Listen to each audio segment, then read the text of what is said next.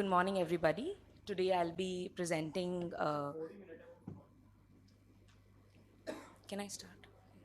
Good morning, everyone. My presentation is on evaluation of platelet-rich fibrin as a surface healing succor in reconstructed contracted sockets.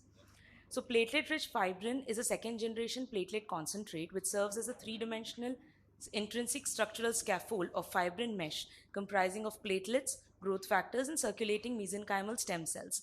It has anti-inflammatory, regenerative, antimicrobial, and antifibrotic properties. This flexible fibrin mesh is an effective surface healing conduit, being autologous, reproducible, biocompatible, and non-immunogenic. It is a prospective interventional study design with a sample size of 24. The recruited cases were moderate to severe contracted socket, grade 2 and above in Gopal Krishna classification in need for surface augmentation. 14 patients underwent mucous membrane grafting, which were considered as controls, and 10 patients underwent platelet-rich fibrin implantation. The wound assessment was done at 1 week, 1 month, and 3 months using the wound evaluation scale. How do we prepare the platelet-rich fibrin? We drew autologous whole venous blood, and thereafter it was taken in an activator-free or coagulant-free vacutainer. It was centrifuged at 3000 RPM for 10 minutes under strict asepsis condition. The polymerized fibrin clot was drained to obtain the PRF membrane.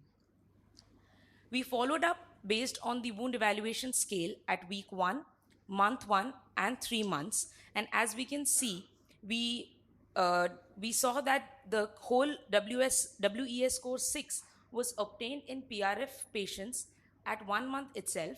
And in case of MMG, it took 3 months to achieve the WES score. The complications which were encountered in the mucous membrane graft subset were graft contracture in 3 out of 14 patients, whereas no such complication was seen in the PRF group.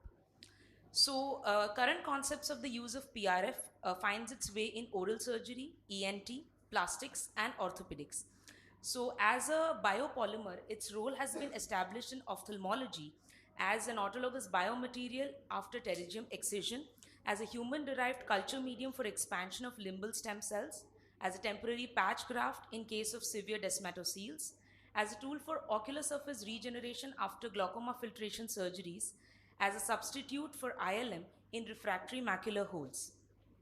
So PRF provides a prudent physiological three-dimensional fibrin reservoir for cytokine enmeshment, cellular migration, and sustained release of growth factors and stem cells. It is autologous, economical, and easy to synthesize. It obviates the need for a donor graft site, as in case of a mucous membrane. And to the best of our knowledge, it's the first study that showcases the utility of PRF membrane for surface augmentation and socket reconstruction. And it elucidates that in addition to facilitating local wound healing, PRF is an excellent alternative to mucous membrane in management of contracted sockets. These are my references. Thank you.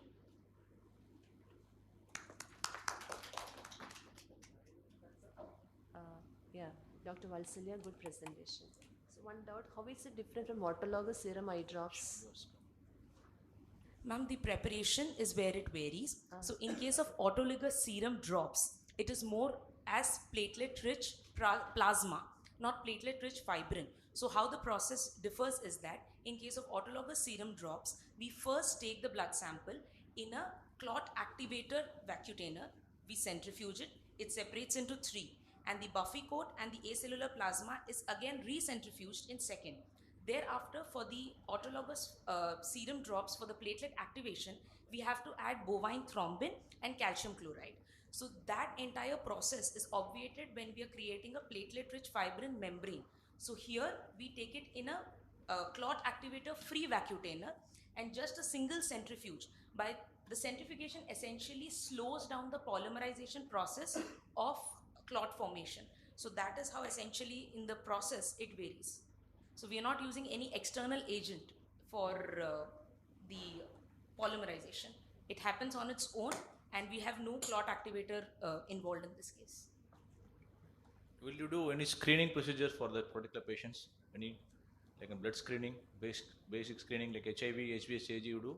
Sir, it is autologous, so essentially is it necessary? Does it have any impact on the patient's that survival of the graft?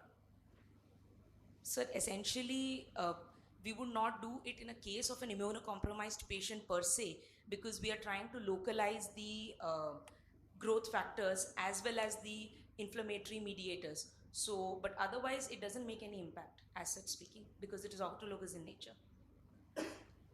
So, in what way you feel that it really helped in your patients, and what was this WES score? So, ma'am, wound you should have. evaluation score has Wound? wound evaluation score. So, is it a standard way of evaluating? It is a standard way for epithelium, for any epithelial wound healing, and it has 6 parameters. The parameters are step off borders, contour irregularities, edge inversion, we have scar width, the inflammation along the scar, and the overall cosmesis. So it's an all or none score, that is 0 and 1. So, and based on that, out of 6 we graded it. And this is given by whom? Ma'am, this is essentially described for the first time in 1857. It's for the skin. Essentially, it's for skin epithelium, but it's not been described in orbit essentially so far. And you said in 3 months it's there in MMG group. What you said? So basically, the score is out of 6. So at 1 month of post-op, we found that 6 on 6 we could get in PRF patients, whereas MMG also achieved that, but in 3 months. It achieved 6 on 6 score in all patients. But Okay. in one. So how you confirm the epithelialization? I'm not getting that. Ma'am, based on the wound along the basically the suture line where we place the MMG and where we place this fibrin membrane, the healing of the suture line was graded based on this wound evaluation scale. Acha, okay. Thank you.